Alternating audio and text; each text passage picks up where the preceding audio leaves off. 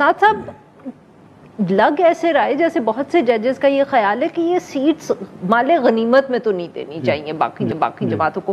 क्या कोई बीच का रास्ता निकल सकता है कि ना इधर ने ना दे ना उधर दें? देखें, अभी तो बड़े क्लियर दो व्यूज हैं। एक तो ये है कि जी ये पीटीआई या सुन्नी इत्तेहाद कौंसिल को मिलनी चाहिए, आर्टिकल 187 का इस्तेमाल होना चाहिए। दूसरी तरफ आर्टिकल 187 क्या है सर? वो है कि कंप्लीट जस्टिस के लिए कोई भी सुप्रीम कोर्ट डायरेक्शन दे सकती है। अटॉर्नी जनरल साहब ने कहा कि जी जब मैटर कोई पेंडिंग हो उसमें कर सकते हैं। तो अब मैटर रिजर्व सीट का ही है, मेरा ख्याल है एनवायरमेंट का तो है नहीं। वो तो मैटर वो कहते हैं कि ये पीटीआई का केस नहीं है, ये सुन्नी इत्तेहाद कौंसिल का है, इस वजह से आप वो डायरेक्शन 187 की नहीं दे सकते। पीटीआई अच्छा, ये अटॉर्नी जनरल साहब का मौका। तो ये जो जस्टिस काजी फैसला है वो कह रहे हैं कि टैक्स से मैंने बाहर नहीं जाना। हालांकि माजी में वो उनकी प्रैक्टिस डिफरेंट रही है।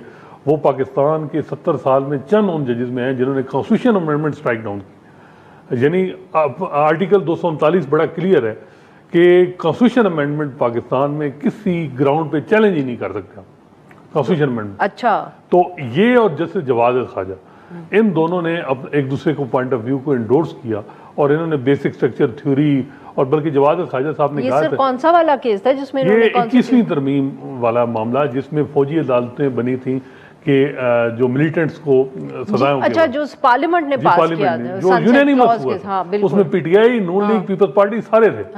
तो ये 4-5 जजेस थे जिन्होंने जो वो स्ट्राइक डाउन की थी कॉन्स्टिट्यूशन अमेंडमेंट।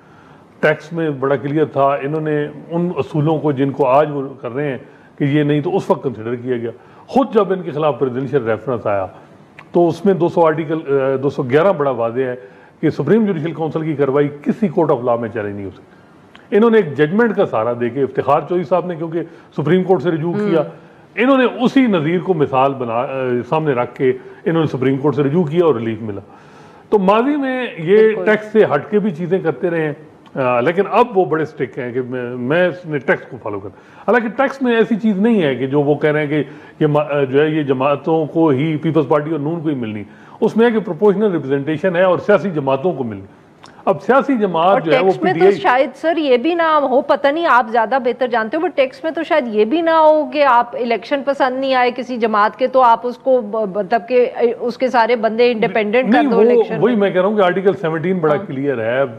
आर्टिकल 17 में सियासी जमातों के राइट की बात की जा रही है और उस पर जजमेंट भी थी, वो आपने उसको ओवरलुक किया। अब आप कहते हैं कि नहीं मैंने टैक्स को फॉलो करना है। तो टैक्स में तो ये है कि आप कहते हैं कि मेरे फैसले की इंटरप्रिटेशन इलेक्शन कमीशन ने गलत की और गलत, और जो पीटीआई के जो कैंडिडेट को इंडिपेंडेंट डिक्लेयर किया वो भी इलेक्शन कमीशन ने गलत किया। ये तो यूनानिमस व्यू है ना। 13 जजेस कह रहे हैं कि सुप्रीम कोर्ट के फैसले की गलत इंटरप्रिटेशन हुई और ये लोग पीटीआई के कैंडिडेट थे। अच्छा, ये 13 के 13 कह रहे हैं कि गलत है। बिल्कुल, इस मामले में इस वक्त सारे हैं कि जनवरी 13 की इंटरप्रिटेशन ठीक नहीं।